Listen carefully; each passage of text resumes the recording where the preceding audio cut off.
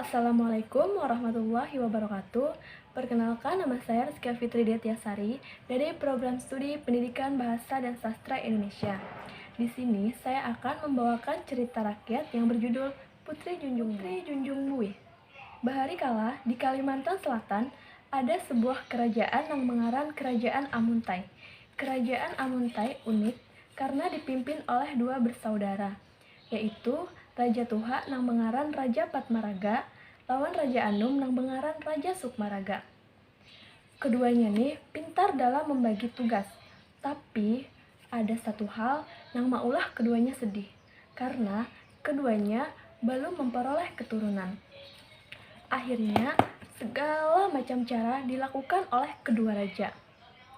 Bertahun-tahun lawasnya, akhirnya bini dari Raja Sukmaraga mengandung. Imbahnya mengandung 9 bulan, lahirlah putra kembar dari Raja Sukmaraga. Ujar Raja Patmaraga, "Lucunya nih kemenakanku. Inggih Raja, mudahan kawa menjadi pemimpin nang adil wan bijaksana." Raja Patmaraga merasa kehimungan, tapi inya nih ada jua begumam dalam hati bahwa inya iri dan semakin bertekad hendak berisi anak. Malam harinya, pas hendak guring, Raja ini selalu berdoa agar diberi keturunan.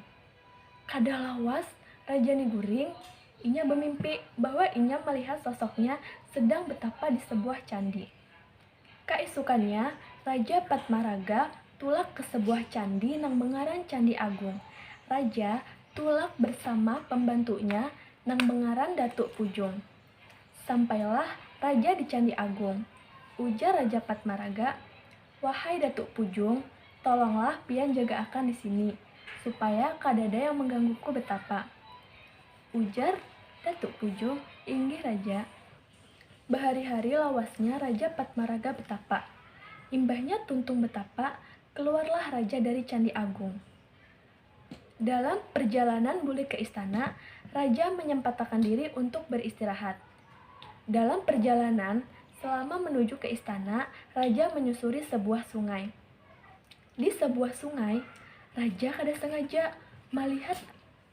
Akhirnya, ditunti iai baita dilawan Raja Patmaraga lawan jua Datuk Pujung. Pas hendak diangkat, sekalinya bayi rintu tadi kawa bepandar. Ujar bayi, "Hadang dulu, jangan bawa aku dalam keadaan seperti ini.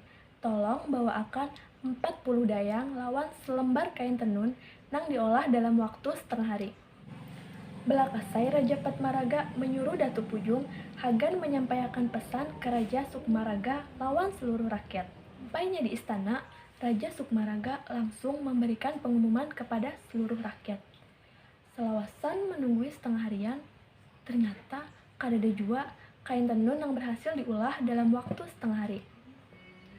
Tiba-tiba ada bini yang datang menuntii Datuk Pujung. Ujar Datuk Pujung, "Wah, ini hasil kain tenun yang baik wan lembut pula kainnya. Siapa ngaran pian wahai gadis?" Lalu gadis ini pun menjawab, "Ngaran ulun Kuripan tuanku." Dilihat sebanyakan orang, ternyata Ratu Kuripanlah nang kawa memenuhi syarat.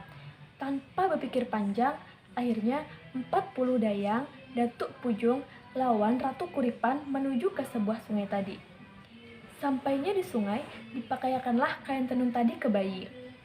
Ujar Raja Patmaraga, "Karena ikam kutemuakan di sungai nang bebuih, maka ikam kubaringaran Putri Junjung Buih." Putri Junjung Buih tekurihing. Paampihannya, mereka memutuskan untuk balik ke istana. Sampai di istana, Putri Junjung Buih disambut sukacita oleh seluruh